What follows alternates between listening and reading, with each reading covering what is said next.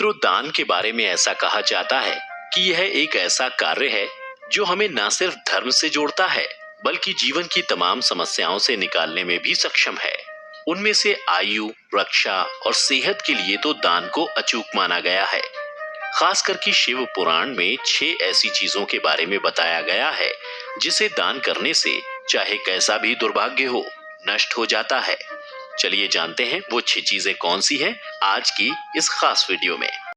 मित्रों, दान चाहे कैसा भी हो, किसी भी प्रकार का अन्नदान हो, वस्त्र दान हो, विद्या दान हो, अभय दान हो या फिर धन दान, सभी दान इंसान को पुण्य का भागी बनाते हैं और उनके कर्मों की क्षमा दिलाने में सहयोग करते हैं। इसी दान धर्म से दूर होने वाले दुर्भाग्य के संदर्भ में शिव पुराण में ऐसी 6 चीजों के दान को बताया गया है जो आपके दुर्भाग्य को बदलने में अत्यधिक प्रभावी हैं।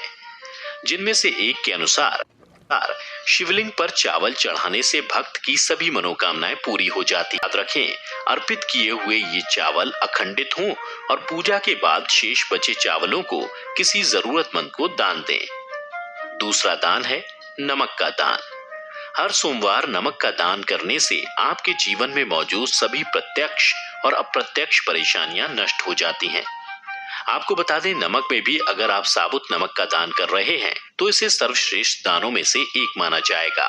किंतु दान करते समय इस बात का ध्यान रखें कि कभी भी नमक अपने हाथों से सीधा किसी के हाथों में ना दें, उसे नीचे रख दें। इन सब के अलावा मित्रों, यदि आपके रिश्तों में वो मिठास नहीं रही जो पहले थी, फिर चाहे वो रिश्ता किसी पिता पुत्र का हो या फिर पति पत्नी का, ऐसे टूटते रिश्तों में यदि सुधार चाहते हैं तो हर सोमवार को गुड़ का दान करें। ये दान आपके रिश्तों में वो पुरानी मिठास लौटाने में मदद करेगा। साथ ही गुड़ के संदर्भ में तो वेदों में भी कहा गया है कि गाय को गुड़ के साथ रोटी खिलाने से भी घर में लक्ष्मी का वास होता है और रिश्तों की कटुता मिटती है। शिव पुराण में चौथे जिस दान को बताया गया है वो है तिल का दान। सोमवार को नियमित रूप से तिल का दान करने से आपके अंदर आत्मविश्वास बढ़ता है, क्योंकि ऐसा बहुत लोगों के साथ देखा जाता है कि उनमें गुणों और ज्ञान की तो कोई कमी नहीं होती, परंतु हर जगह उनका आत्मविश्वास उन्हें मात दे देता है। ऐसे लोगों के लिए ये दान सबसे अधिक कारगर माना गया है। तिल में भी यदि काले तिल का दान कर रहे हैं तो इसे शनिवार के दिन करना भी फलदायी होता है। पांचवें जिस दान के बारे में बताया गया है वो है घी का दान। यदि आपके घर में कोई ज्यादा समय से बीमार है या फिर हाल ही में बार बार बीमार पड़ने लगा है तो उस व्यक्ति से स्पर्श कराकर घी का दान करने से उस व्यक्ति की सेहत में निश्चित रूप से सुधार आएगा।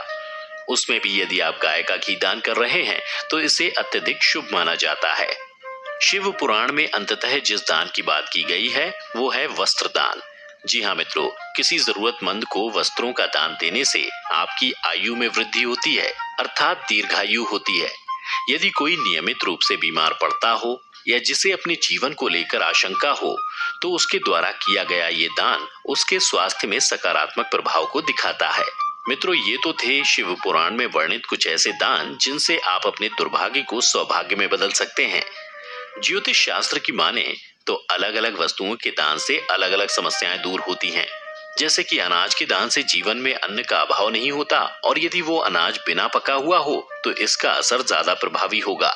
वस्त्रों का दान करने से आर्थिक स्थिति हमेशा उत्तम रहेगी, लेकिन ध्यान रहे उनमें फटे, पुराने और खराब वस्त्र नहीं होने चाहिए।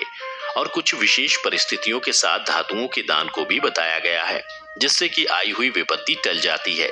यह दान उसी व्यक्ति को करने के लिए कहा जाता है जो दान की गई चीजों को प्रयोग में लाए। ग्रहों की पीड़ा से छुटकारा पाने के लिए, खासकर की कुंडली में चंद्र के अशुभ प्रभाव से परेशान हैं, तो निवारण के लिए अपनी क्षमता से मुट्ठी भर चावल का दान नियमित रूप से करें। ये उपाय आपके चंद्र दोष को दूर करता है।